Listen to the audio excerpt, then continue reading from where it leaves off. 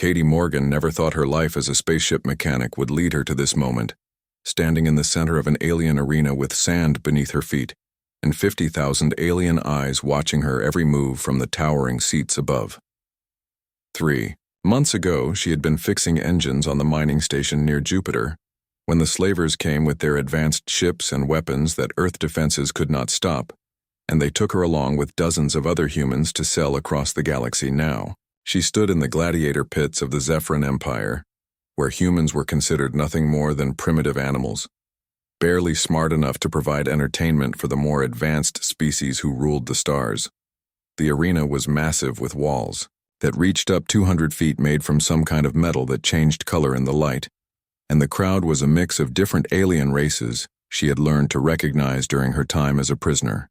There were the Zephyrins themselves with their violet skin and 4 arms who ruled this part of space with technology that made human science look like Stone Age tools, and they always sat in the best seats closest to the action.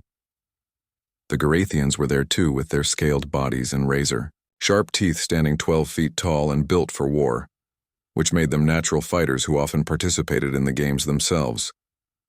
Katie had already survived 15 fights, which was unusual for a human since most died in their first or second match, but she had learned quickly that strength was not the only way to win in this place. She used her knowledge of physics and engineering to turn the arena itself into a weapon using chains and poles, and even the sand to defeat opponents who were stronger and faster than any human could ever be. Today, her opponent was a Calarian warrior, with skin like living metal, and 4 legs that could move in any direction, making it almost impossible to predict where the attack would come from next. The crowd cheered as the Calarian entered through the opposite gate, spinning 2 energy staffs that hummed with deadly power, while Katie had nothing but her bare hands, and whatever she could find in the arena high above in the royal box, sat Princess Liara, watching with her silver eyes that seemed to glow with an inner light, and she had been there for every one of Katie's fights over the past 2 weeks. The princess was beautiful in an alien way, with skin that shimmered like it contained actual stardust and long white hair that floated around her as if gravity did not quite apply to her, the same way it did to others. Her father, Emperor Zorath, sat beside her, looking bored as he always did during the human fights, because he believed they were too easy and provided no real entertainment for the crowd. But Liara saw something different in this human female who fought with intelligence instead of brute force and who never gave up even when facing opponents that should have killed her instantly. The bell rang and the Calarian charged forward, moving faster than any Earth creature could run, while Katie dove to the side and grabbed a handful of sand, throwing it into the air to obscure her movements. The energy staffs swung through empty air as Katie rolled beneath the Calarian's body and kicked hard at one of its back legs, making it stumble, just enough for her to grab a loose chain from the arena floor. She wrapped the chain around 2 of the Calarian's legs and pulled hard, using her whole body weight to bring the warrior crashing down while the crowd gasped at the sight of a human toppling such a powerful opponent. But the Calarian was not defeated yet, and it swung 1 staff in a wide arc that caught Katie across the ribs, sending her flying into the arena wall with a crack that everyone could hear. Princess Liara stood up slightly in her seat with her 4 hands gripping the railing as she watched Katie struggle to get back on her feet with blood running down her face from a cut above her eye.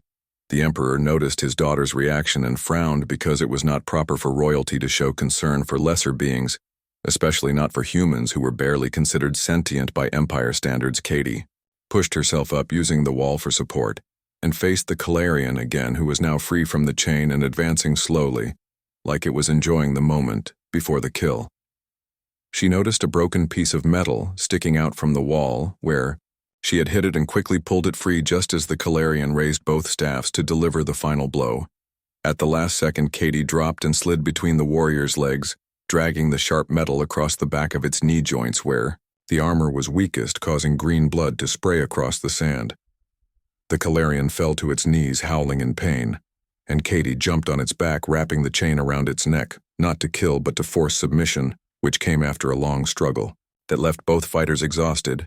The crowd erupted in cheers and boos mixed together, because some loved seeing the underdog win while others thought it was shameful for a superior species to lose to a human. Princess Liara was standing fully now, ignoring her father's disapproving look as she watched Katie limp toward the exit gate where the guards would take her back to the slave quarters. But something made Katie look up at the royal box, and for just a moment, her eyes met the silver gaze of the princess, and something passed between them that neither could explain. Liara felt a strange sensation in her chest that her species was not supposed to experience, and Katie saw something in those alien eyes that looked almost like recognition or understanding. The moment passed and Katie was led away, but Princess Liara remained standing even after the next fight began, because something had changed inside her that would alter the fate of both human and alien forever. That night in the slave quarters, Katie could not sleep because the image of the alien princess kept appearing in her mind, and she wondered why someone so powerful would pay attention to a human gladiator. The other human slaves were talking quietly about how she had survived another day, but Katie was not listening because her thoughts were on those silver eyes that had looked at her with something she could not name. Meanwhile, in the royal palace, Princess Liara paced back and forth in her private chambers, using all four of her arms to gesture as she spoke to her personal advisor, who was trying to understand her strange behavior.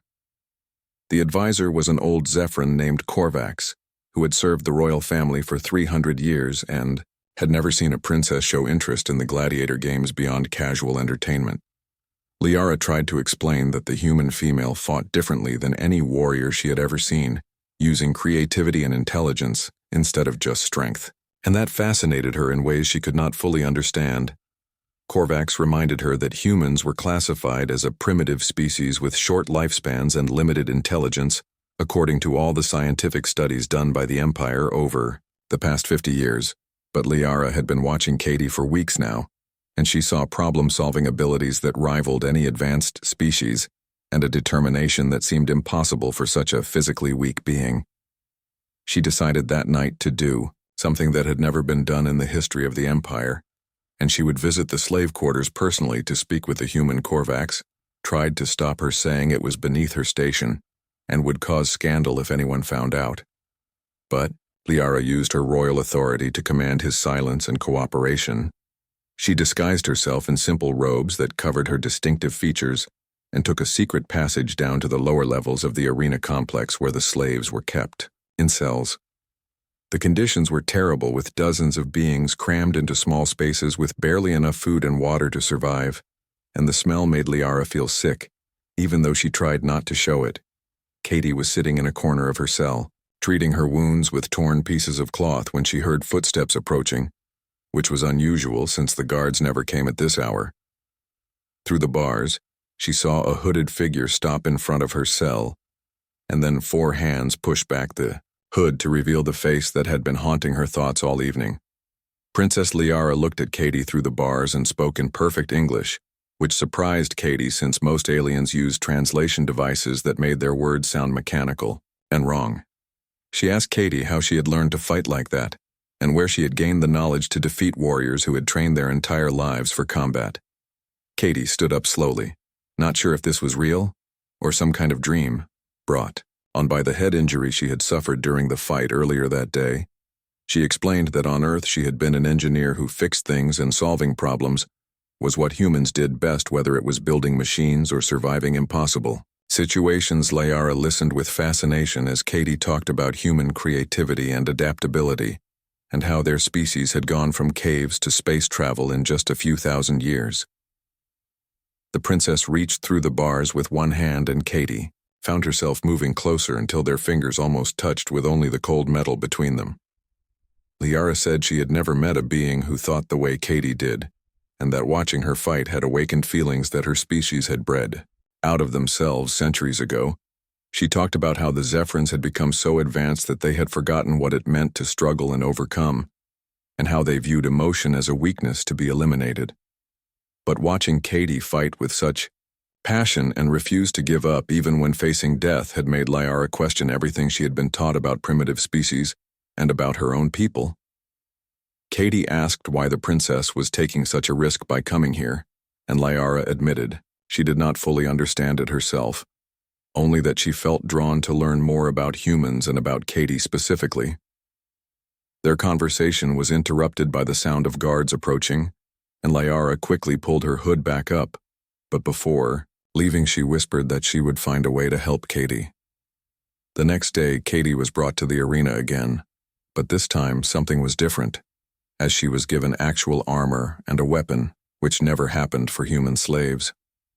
She looked up at the royal box and saw Princess Liara watching her with those silver eyes, and Katie understood that the princess had arranged this somehow despite the risk to herself.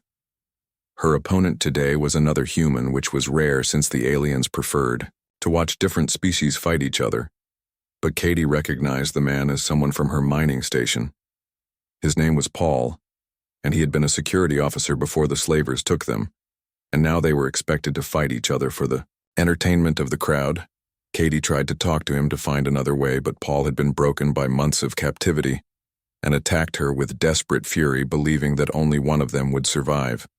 The fight was brutal because Katie did not want to hurt another human, but she also did not want to die. And eventually she managed to disarm Paul and pin him to the ground.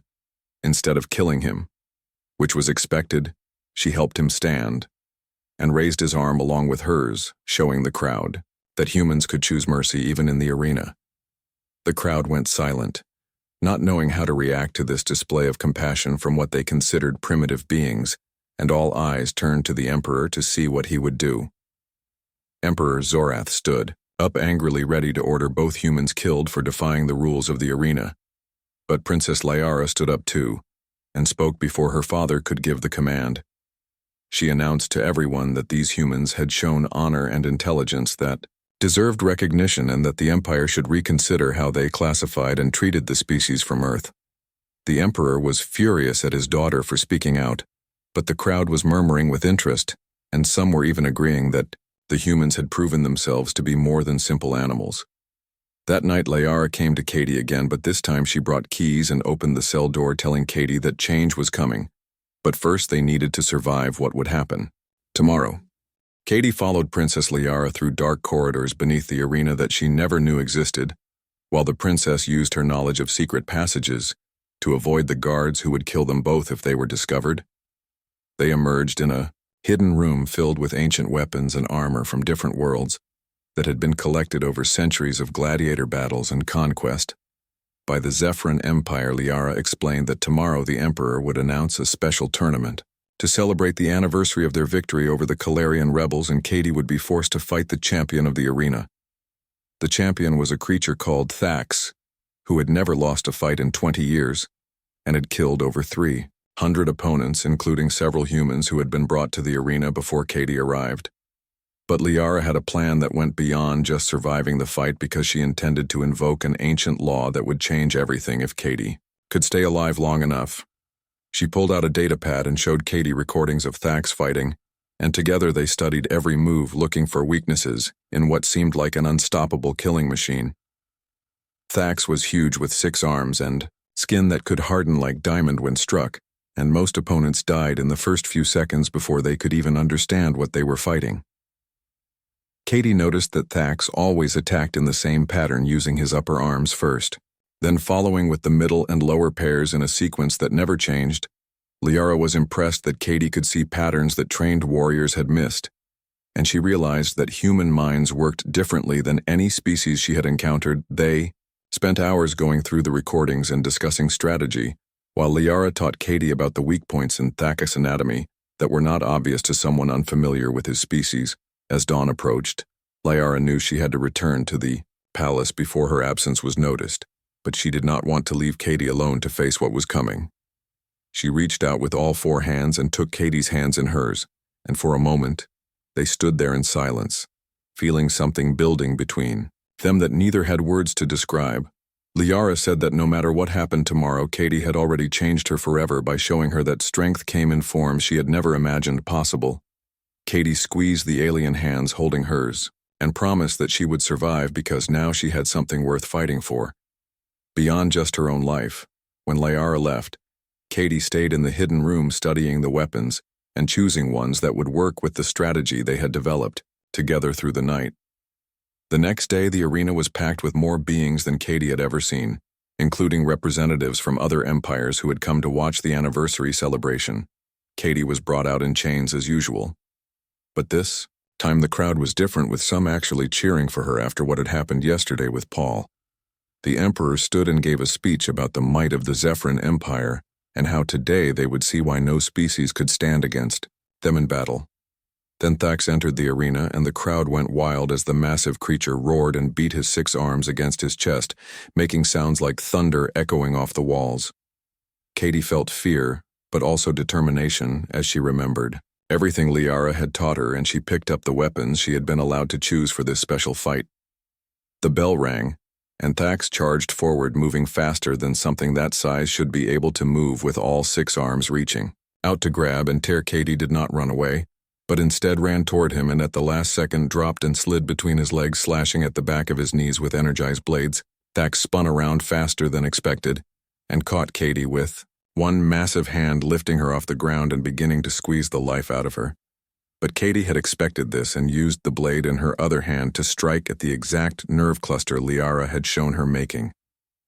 Thax reflexively dropped her. She rolled away and grabbed a neural disruptor from the ground, firing it at the points where Thax's armor naturally separated when he moved.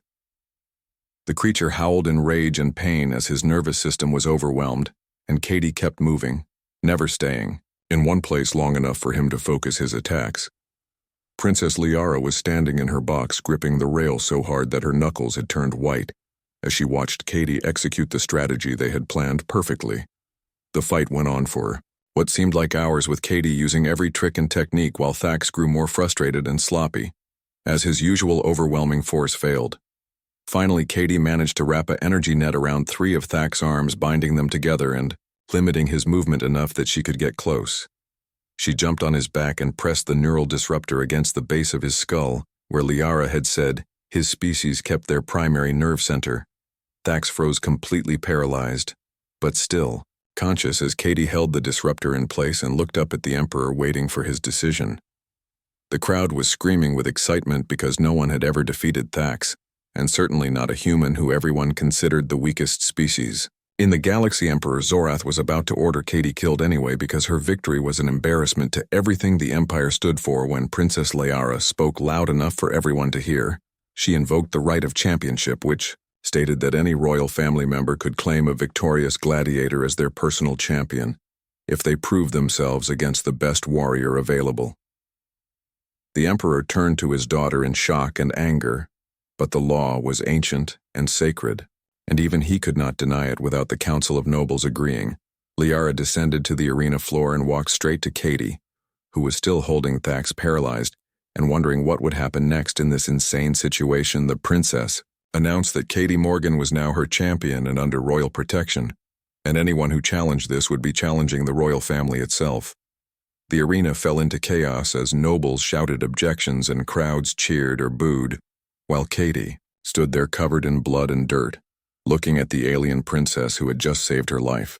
Katie was taken from the arena to the royal palace in a transport ship that moved through the city, while thousands of aliens watched from the streets below, unable to believe what they had witnessed.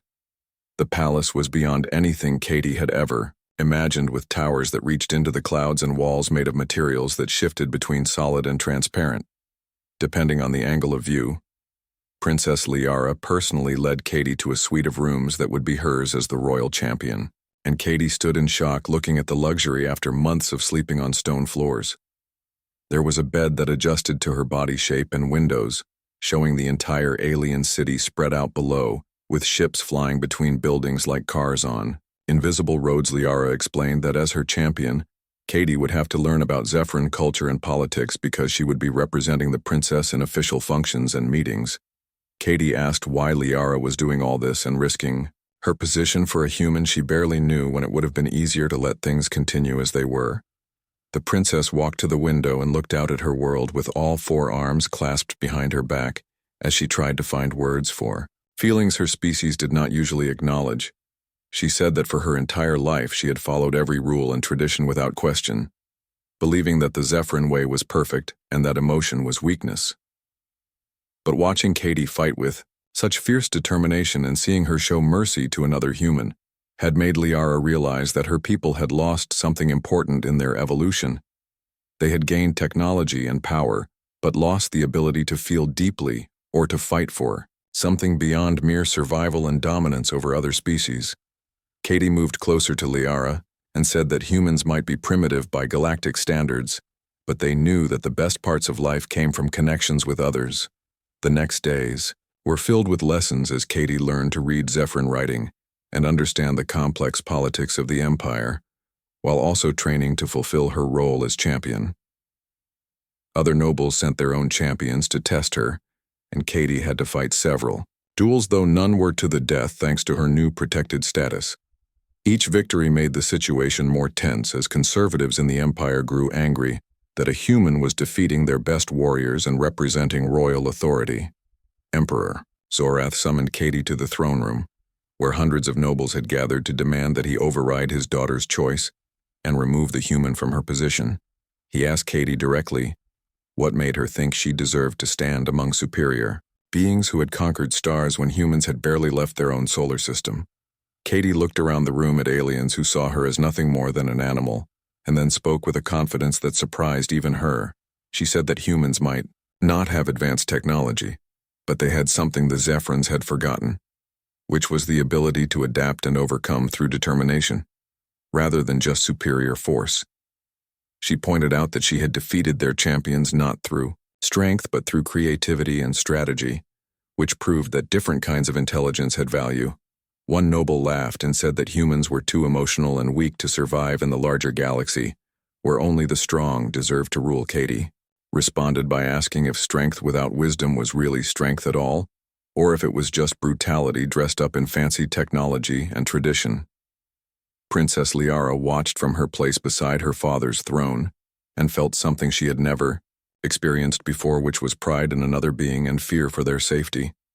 The Emperor raised his hand for silence and declared that Katie would remain as champion, but she would have to prove herself in a greater test that would come soon after. The meeting, Liara found Katie in the palace gardens where earth plants had been grown as curiosities, and they walked together among familiar green leaves. Liara admitted that her father was planning something dangerous and that many nobles wanted Katie dead. Regardless of her protected status under royal law, she said that some were even questioning whether Liara herself was fit to rule if she continued to show such interest in primitive species and their ways. Katie reached out and took one of Liara's hands in hers and said that whatever came next they would face it together, because that was what partners did. Liara looked at their joined hands with wonder, because physical contact between species was considered taboo. But it felt more natural than anything she had experienced.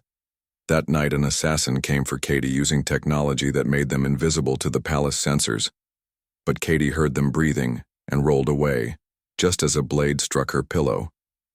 The fight was quick and silent, with Katie using skills learned in the arena to disable the attacker, who turned out to be from a species she did not recognize. Liara arrived moments later with guards, and seeing Katie safe but shaken, she did something that shocked everyone present by embracing the human with all four arms. The assassin was taken away for questioning, but both Katie and Liara knew this was just the beginning of attempts to separate them and destroy what they were building. Liara made a decision that would change everything and announced that Katie would accompany her to the Grand Council meeting, where the fate of human integration into the Empire would be decided. This meant traveling to the capital world, where the most powerful beings in the galaxy would judge whether humans deserved to be treated as equals or remain slaves. Katie knew the journey would be dangerous and the outcome uncertain, but looking at Liara, she also knew that some things were worth risking everything to achieve. They began preparing for the trip, knowing that what happened at the council would determine not just their own futures, but the relationship between humanity and the galaxy forever. The royal starship departed from the palace, with Katie standing beside Princess Liara on the command deck, watching as the planet grew smaller behind them until it was just another point of light. The journey to the capital world would take 3 days through hyperspace, and Liara used that time to prepare Katie for what she would face at the Grand Council.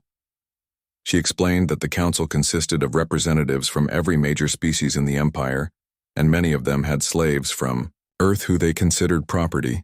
Katie learned that humans had been classified as a labor species 40 years ago, when first contact was made, and Earth governments had no power to negotiate better terms. The ship was attacked on the second day by pirates who were actually hired mercenaries trying to stop them from reaching the council, but Katie helped defend the ship. She worked with the crew to repair damage to the engine room, using her engineering knowledge to fix systems that even the Zephyron technicians struggled to understand. This earned her respect from the crew who had initially refused to take orders from a human, but now saw her as someone who could contribute beyond just fighting. Liara watched Katie work and felt her emotions growing stronger each day, which frightened her because love was considered a mental illness in Zephyron society. On the final night before arrival, Katie found Liara standing alone in the observation deck, looking out at the stars that streamed past in the strange light of hyperspace. They talked about what would happen if the council voted against human recognition, and Liara admitted she would give up her royal title to stay with Katie, if necessary. Katie was shocked that the princess would sacrifice everything for her. But Liara said that meeting Katie had taught her that some things were more important than power. They stood together watching the stars, and Katie told Liara about Earth concepts like romance and partnership that did not exist in Zephyron culture, but felt right between them. When they arrived at the capital world, Katie saw a planet covered entirely in city structures, with buildings that reached into space itself, connected by energy bridges. The Grand Council chamber was at the center of the largest structure, and representatives from over 100 species were already gathered when they arrived. Emperor Zorath was there too, having arrived earlier, and his expression when he saw his daughter enter with Katie showed his displeasure at the whole situation. The council was called to order by the eldest member, who was a being made entirely of energy who had lived for thousands of years and seen empires rise and fall. The debate began with those who wanted to maintain the current system, arguing that humans were too primitive and emotional to be granted equal status in the empire. They presented evidence of human wars and conflicts, saying that a species that fought among themselves could never contribute to galactic civilization. Katie was not allowed to speak at first, but had to stand and listen as her entire species was insulted and dismissed as barely better than animals. Then came testimony from slave owners, who said humans were useful for labor, but lacked the intelligence for anything more complex than basic tasks. One noble brought out a human slave to demonstrate, and Katie recognized the woman as Lisa from her mining station, who looked broken and defeated after months of abuse. Something inside Katie snapped and she stepped forward without permission to speak, which caused guards to move toward her. But Liara raised her hand to stop them. Katie said that the council was judging humanity by the worst examples while ignoring what humans could achieve when given the chance to prove themselves. She talked about human scientists and artists and dreamers who had taken their species from caves to space, in the time it took some alien species to develop basic technology. She asked the council to look at her and see that she had defeated their best warriors, not through biological superiority, but through determination and creative thinking. The energy being who led the council asked Katie what made her think humans deserved freedom when they had been conquered so easily by superior technology. Katie replied that being conquered did not mean being inferior, any more than having advanced weapons made someone wise or worthy of ruling others. She pointed at Lisa and asked if breaking someone's spirit proved superiority or just showed cruelty, and whether the council wanted to be remembered for enslaving those who were different. Princess Liara then stood and announced something that shocked everyone, including her father and Katie, who had not expected what came next. She said that she had fallen in love with Katie Morgan, and that this human had shown her what the Zephyron Empire had lost in its pursuit of emotionless perfection. The council chamber erupted in chaos, with some calling for Liara to be removed from succession, while others were curious about this claim of love. The emperor stood and demanded his daughter recant her statement, but Liara took Katie's hand in two of hers, while her other arms gestured to the council. She said that humans might be primitive in technology, but they understood something the empire had forgotten, which was that connection and emotion made life worth living. She challenged the council to spend time with humans as equals rather than slaves and see if they still believed them inferior after truly knowing them. The energy being called for silence and asked Katie directly if she felt the same way about Princess Liara. Despite their species differences, Katie looked at Liara and then at the entire council, and spoke the words that would echo through history when she said yes. She loved the princess. She said that love did not care about species or technology levels, and that if humans could teach the Empire to feel again, then both would be stronger. The council began to vote with each representative casting their decision while Katie and Layara stood together facing whatever would come. Some voted to maintain slavery while others voted for gradual integration, but a surprising number voted for immediate recognition of human equality. As the votes were counted, tension filled the chamber, because the decision would need a 2/3 majority to change the current laws about human status. The final count came, down to 3 votes, and the energy being who led the council had not yet cast his decision, which would determine everything.